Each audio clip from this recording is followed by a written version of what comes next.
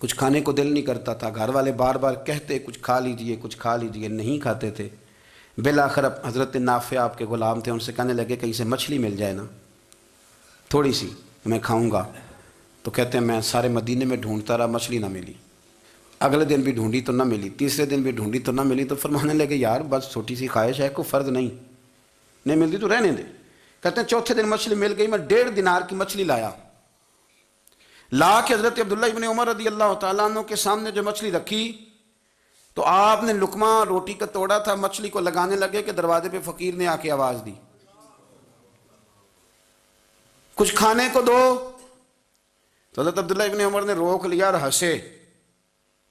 کئی دفعہ دے ہم بھی دیتے ہیں پر ہمارا چہرہ دیکھنے والا ہوتا ہے، اتنے ہم غصے میں ہوتے ہیں، دے دیتے ہیں، لیکن جو تھلوٹیں ہوتی ہیں نا چہرے والی وہ گنی نہیں جاتی۔ ہنسے، فرمایا دیکھو میرا اللہ کتنا کریم ہے، وہ مجھے بچانا چاہتا ہے، اٹھا بار دیا جا کے۔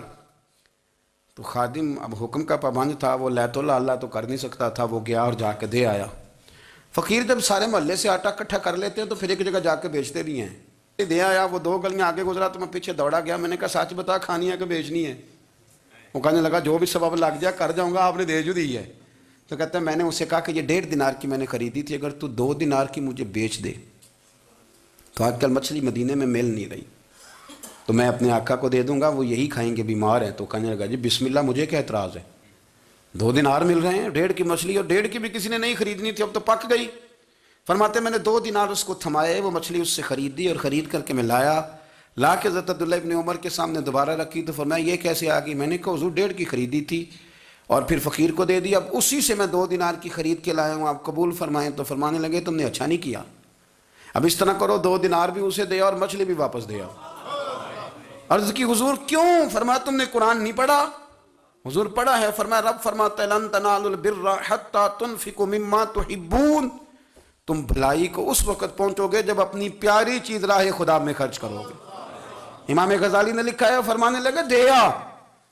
تو وہ حضرت نافع کہتے ہیں میں دینے گیا، دے کے واپس آیا تو کچھ پریشان تھا کیونکہ مجھے بھی 4 دن ہو گئے تھے نا تلاش کرتے، تھوڑی طبیعت میں مایوسی تھی کہ اتنی محنت سے میں نے لایا اور آپ نے واپس کر دی۔